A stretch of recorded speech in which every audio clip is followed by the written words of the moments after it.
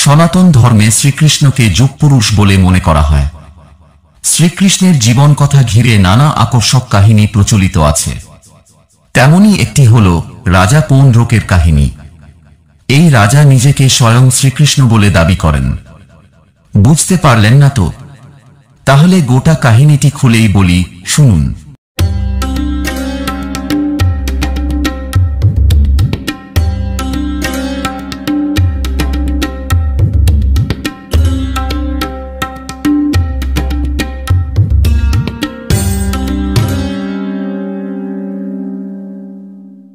সনাতন ধর্মাবলম্বীদের বিশ্বাস অনুসারে দাপর যুগে জন্ম নিয়েছিলেন শ্রীকৃষ্ণ। তাকে শ্রীবিষ্ণুর অন্যতম অবতার হিসেবে মনে করা হয়। শ্রীকৃষ্ণের জীবন কাহিনী অত্যন্ত আকর্ষক।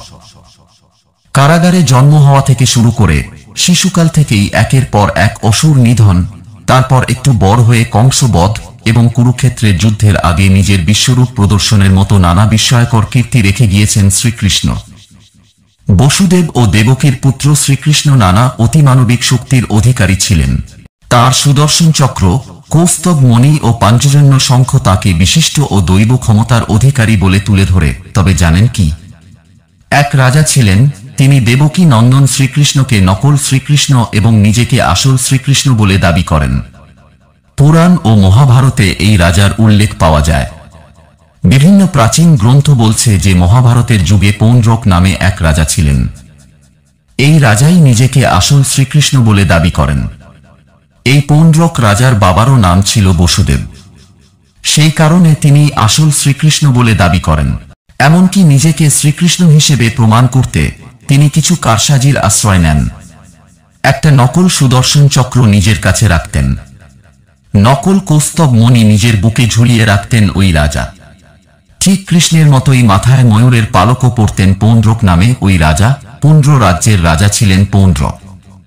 বর্তমান যুগে এই পুণ্ড্র কাশীর কাছাকাছি কোনো অঞ্চল বলে মনে করা হচ্ছে। তৎকালীন কাশী নরেশের সঙ্গে রাজা পৌণ্ড্রকের যথেষ্ট সদ্ভাব ছিল। নিজের নানা নকল সাজগোজকে হাতিয়ার করে নিজেকে আসল কৃষ্ণ বলে প্রচার করতেন তিনি। একবার রাজা পৌণ্ড্রককে তাঁর কয়েকজন ঘনিষ্ঠ বন্ধু প্ররোচনা দিয়ে কৃষ্ণকে যুদ্ধের জন্য আহ্বান করতে উস্কানি দেন। বন্ধুদের প্ররোচনায় উৎসাহিত হয়ে পৌণ্ড্রক শ্রীকৃষ্ণকে এই বলে বার্তা দেন যে তিনিই হলেন আসল কৃষ্ণ এবং কৃষ্ণ যদি মথুরা ত্যাগ না করে তবে তাকে যুদ্ধ করতে হবে। এই বার্তা পেয়ে শ্রীকৃষ্ণ পৌণ্ড্রকের সঙ্গে যুদ্ধ করার জন্য সম্মত হন। শ্রীকৃষ্ণ যখন যুদ্ধক্ষেত্রে পৌঁছান তিনি দেখেন যে পৌণ্ড্রক দেখতে ঠিক তাঁর মতো। কৃষ্ণ তাকে বলেন এই নকল পরিচয় ঝেড়ে ফেলতে, কিন্তু পৌণ্ড্রক নিজের কৃষ্ণ পরিচয় নিয়ে অনড় থাকে। তখনই শুরু হয় যুদ্ধ, আর যুদ্ধ শুরু হওয়ার প্রায় সঙ্গে সঙ্গেই সুদর্শন চক্র দিয়ে পৌণ্ড্রকের শিরশ্ছেদ করেন শ্রীকৃষ্ণ। নিজের মিথ্যে পরিচয় তুলে ধরে অন্যকে প্রতারণা করার শাস্তি পান পৌণ্ড্রক।